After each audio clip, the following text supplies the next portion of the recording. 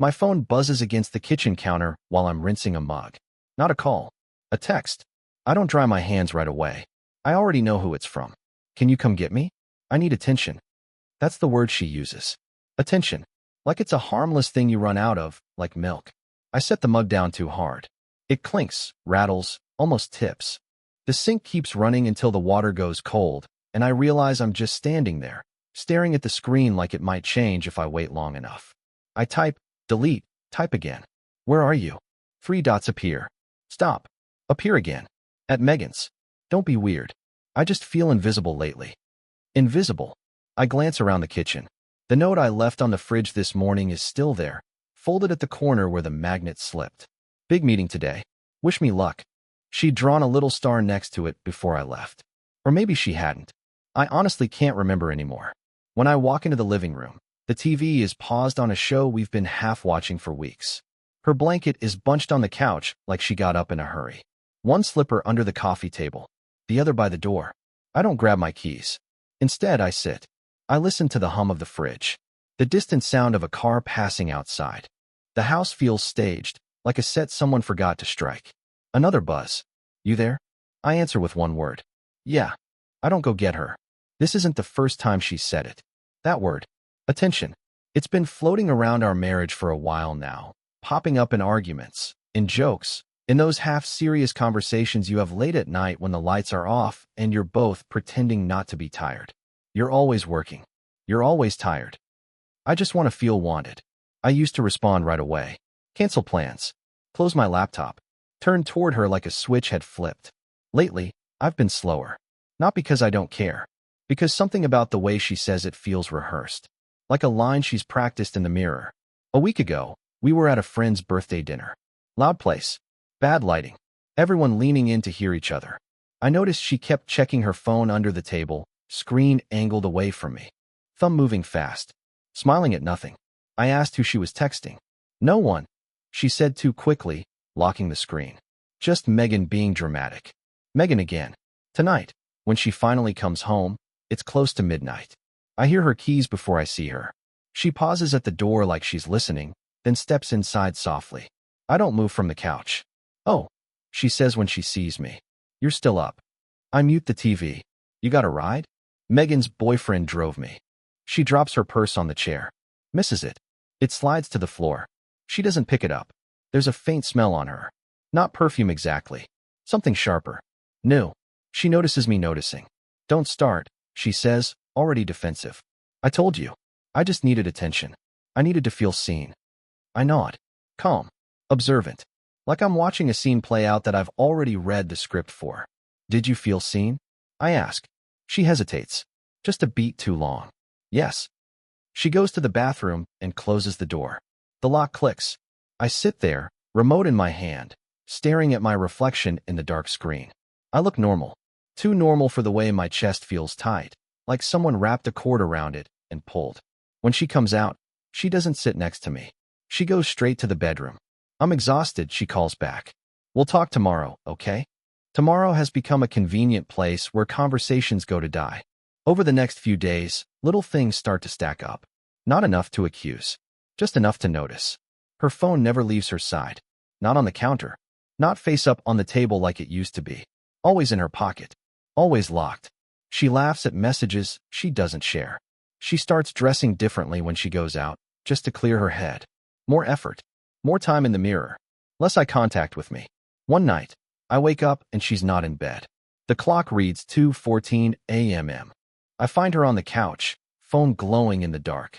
When I ask if everything's okay, she jumps like she's been caught stealing. Couldn't sleep, she says. Go back to bed. I do.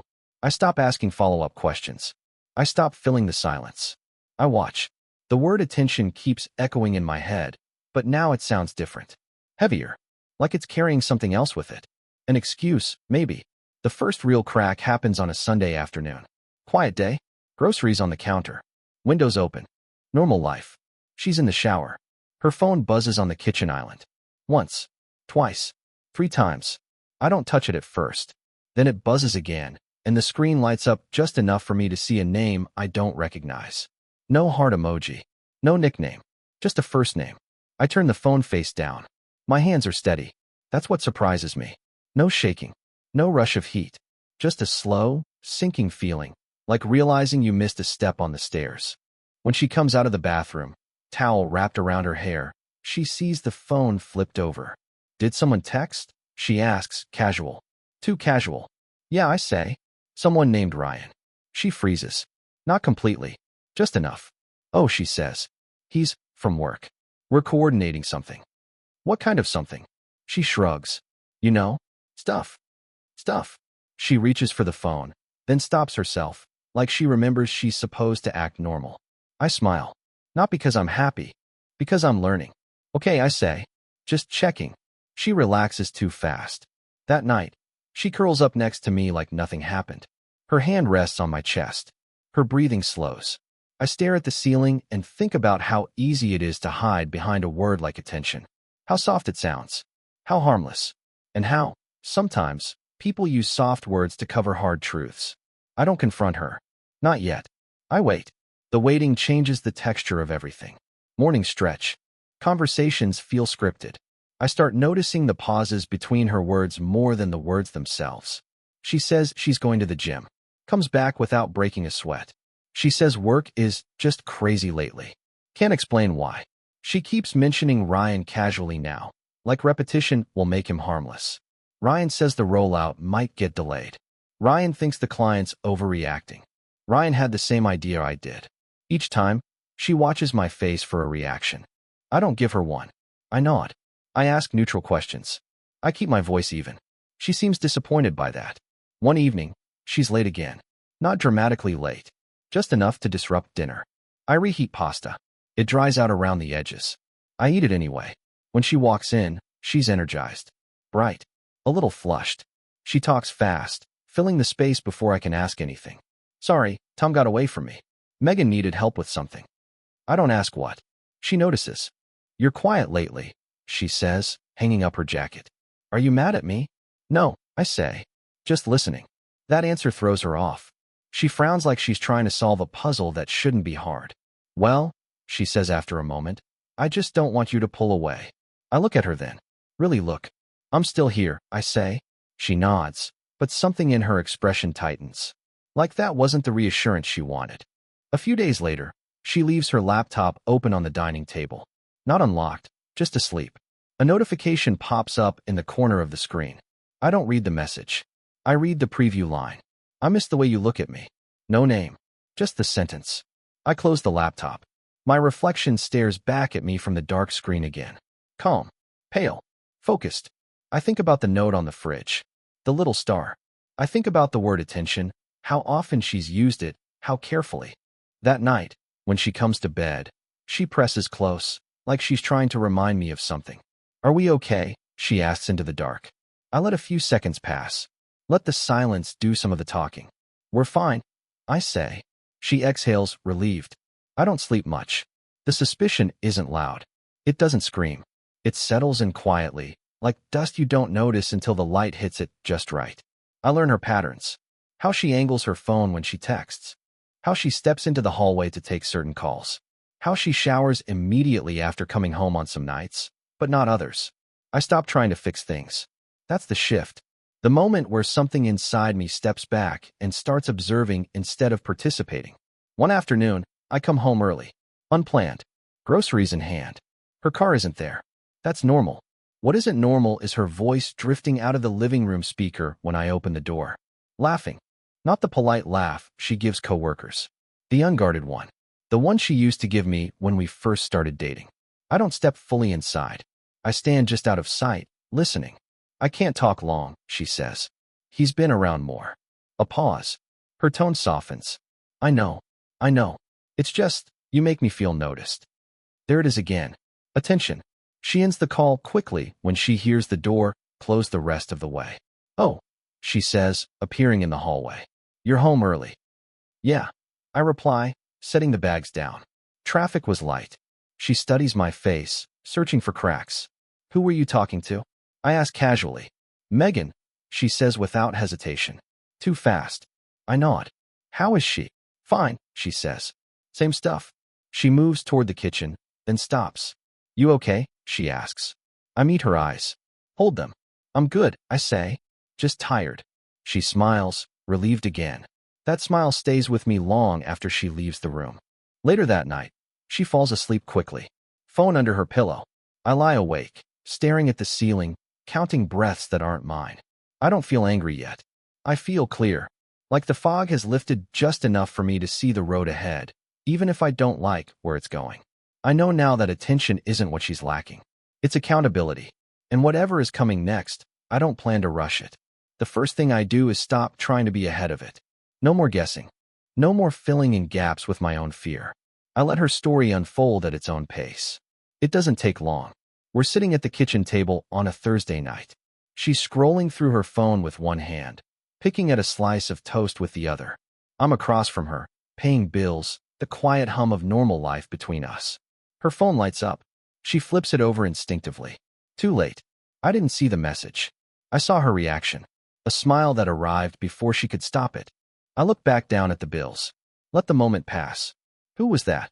I ask, tone neutral, like I'm asking about the weather. She hesitates. A breath. Work. I nod. Ryan. Her eyes snap up. Why do you keep saying his name like that? Like what? Like you're accusing me of something. I don't raise my voice. I don't even lean forward. I'm not accusing you, I say. I'm asking. She pushes her chair back slightly. Defensive posture. Arms crossed. You're being paranoid, she says. This is what I mean when I say I need attention. You pull away, and then you get suspicious. Interesting strategy. I glance at the toast, untouched now. When did that start? I ask. What? Needing attention. She laughs, sharp. Seriously? I've been saying that for months. Yeah, I say. I know. I'm asking when it turned into something else. Her face shifts. Not guilt. Annoyance. There is no something else, she says. You're making this into a bigger deal than it is. I let that sit. Okay, I say finally.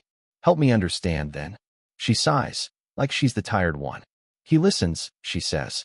He notices when I talk. He makes me feel relevant. There it is. Not work. Not Megan. Him. I nod slowly. And I don't. She looks away. It's not about you. That's the moment something inside me clicks into place. When people say that, it almost always is. After that, she relaxes. Like she's said enough truth to buy herself more room to hide the rest. She starts mentioning him openly now. Not by name every time, but by presence. He had a rough day. He gets it. He's just easy to talk to. I don't interrupt. I don't argue. I start paying attention to timestamps instead. The nights she stays up late. The mornings she wakes up already smiling.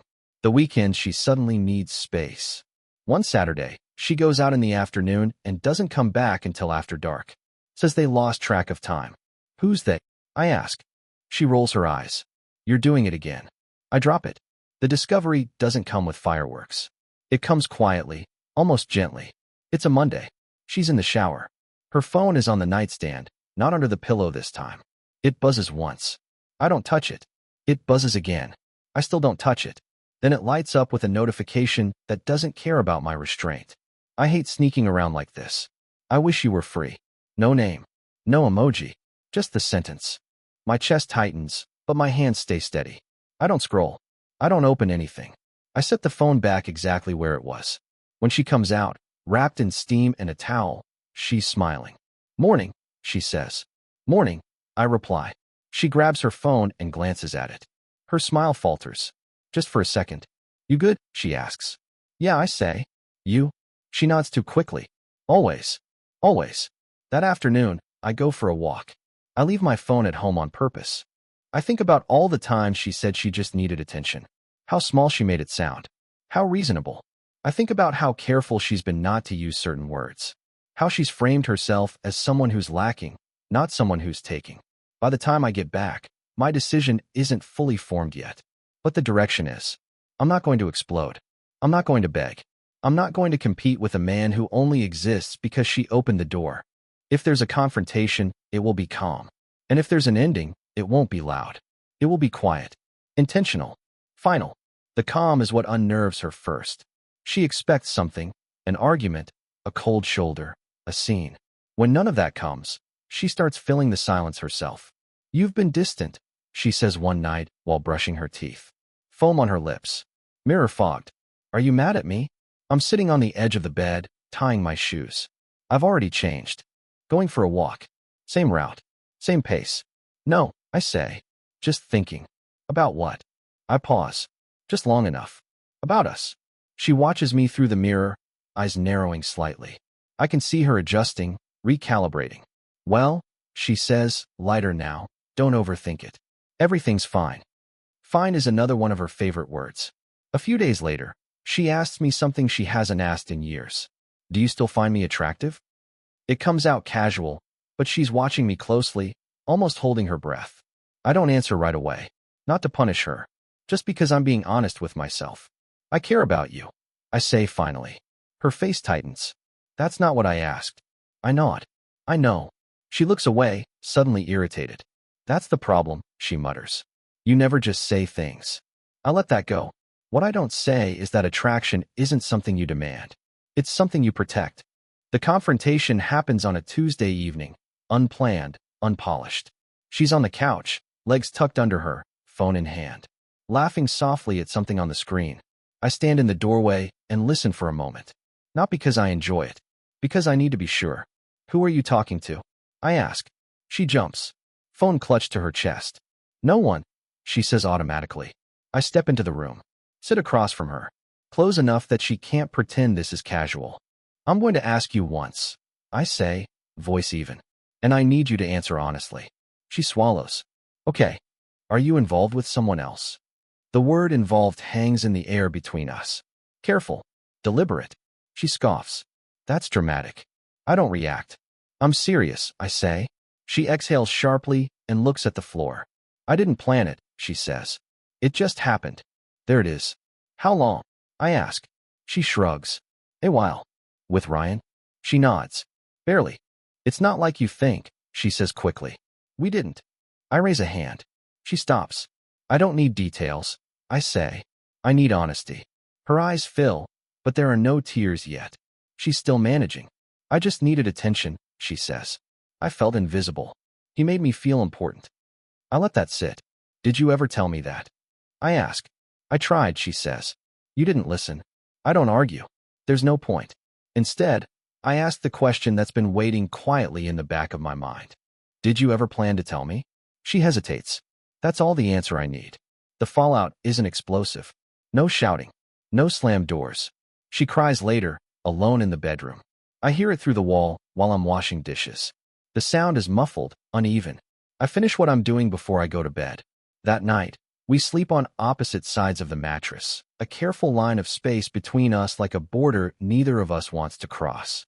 In the morning, she tries to talk. We can fix this, she says. It didn't mean anything. I sip my coffee. It tastes burned. It meant enough, I reply. She reaches for my hand. I move it back to my lap. For the first time, she looks scared. Not of losing me. Of losing the version of herself that thought she could have both. I leave for work like it's any other day. By the time I come home, I already know what I'm going to do. I just haven't said it out loud yet. I don't announce my decision. That's the part she doesn't understand at first. She's bracing for a speech, a list of conditions, a dramatic pause where I explain how badly she hurt me. None of that comes. Instead, I start moving differently. I wake up earlier. I stop asking where she's going. I answer questions with fewer words. Not cold, just precise. She notices. You're shutting me out, she says one evening, standing in the doorway while I pack my laptop into my bag. I'm giving us space, I reply. That's not what this is, she says, voice rising. You're punishing me. I look at her then. Really look. This isn't punishment, I say calmly. This is me paying attention. That word again. She flinches. She tries urgency next. Long talks at night. Promises with soft edges. Statements that sound big until you listen closely. I'll stop talking to him. It was a mistake. I was lonely. I chose you. All present tense. All reactive. She never says I lied. She never says I crossed a line. She never says I'm responsible. She just keeps circling back to how she felt. One night, she sits on the bed while I'm folding laundry. Say something, she pleads. Anything. I match socks carefully before answering. I already know how you felt. I say. I'm trying to understand what you did. She opens her mouth. Closes it again. Silence does the work for me. The paperwork is straightforward. I don't tell her when I schedule the appointment. I don't make it a moment. I handle it like any other obligation. When the envelope arrives, I leave it on the kitchen counter. She finds it before I get home. When I walk in, she's standing there holding it with both hands like it might bite. "What is this?" she asks, though she already knows. "Divorce paperwork," I say, setting my keys down. Her face drains of color. "You're serious?" she whispers. "Yes." "No," she says quickly. "No, we can work through this. People survive worse." I nod. "I know." "Then why?" "Because I don't want to survive it," I say. "I want to be done with it." She starts crying then. Really crying. The kind that bends her forward, shoulders shaking. I wait. Not because I'm cruel. Because I'm finished interrupting emotions that aren't about me. When she looks up, eyes red, voice raw, she says the thing she's been saving. "I just wanted attention." I don't raise my voice. "I know," I say. "That's why I can't stay." The days that follow feel unreal. She alternates between remorse and panic. 1 minute apologizing, the next bargaining. She asks if we can take a break instead. If I'll just think about it. If we can go to counseling. I listen. I don't agree. The night before she moves out, she asks a question she should have asked months ago. "Is there anything I can do?" I consider it. "Yes," I say. "You can respect my silence." She nods, but I can tell she doesn't fully believe me. She still thinks this is a phase. A reaction. She doesn't understand yet that I've already left, just not physically. That comes next. She moves out on a Saturday. Cardboard boxes stacked by the door. Her things divided into neat piles like we're sorting props after a play. She keeps trying to talk while she packs, filling the air with memories, explanations, tiny jokes that don't land. "Remember this trip? You always hated this mug. I'll come back for the rest later." I help carry boxes to her car. Not to be kind, to be efficient. At the trunk, she pauses with a bag in her hands. "So what happens now?" she asks. I close the trunk gently. "Now we give each other space." She nods, but her eyes keep searching my face, waiting for the part where I soften. It doesn't come. When she drives away, the street goes quiet again. No dramatic music. No collapse to the floor. Just the sound of tires fading and a house that suddenly feels bigger. I lock the door. I don't check my phone. The first message comes that night. "I'm here, just in case you want to talk." I don't reply. The next morning, I didn't sleep. I keep thinking about you. No reply. By Sunday afternoon, "Can we please just have coffee? I need closure." I read it. I set the phone down. I go for a walk. This is the part people misunderstand. Silence isn't absence. It's a decision. By the end of the week, the tone shifts. "I don't recognize you. This feels cruel. You're erasing me." I almost laugh at that last one. She wanted attention. She wanted to be seen. What she didn't want was to be fully witnessed. I block her number on Friday. Not dramatically, just a setting change. A quiet click. Then email. Then social media. One by one. I don't announce it. I don't warn her. I just disappear from her digital life the same way she disappeared from our marriage. Gradually, then all at once. A mutual friend calls me. "She's not doing well," he says carefully. "She keeps saying she doesn't understand how you could just vanish." I keep my voice steady. I didn't vanish. I left. There's a difference. He doesn't argue. Weeks pass. The house settles into a new rhythm. I rearrange furniture. Donate things we never used. Take down photos without ceremony. Some nights are quiet in a way that hurts.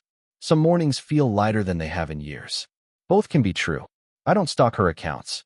I don't ask friends for updates. That would defeat the point. This isn't about revenge. It's about choosing not to orbit someone who needs constant validation to feel real. The last message reaches me through an old work email she forgot I had. Subject line, "Please. Body. I finally understand what you meant. I should have protected us. I should have protected you. I didn't want attention. I wanted escape.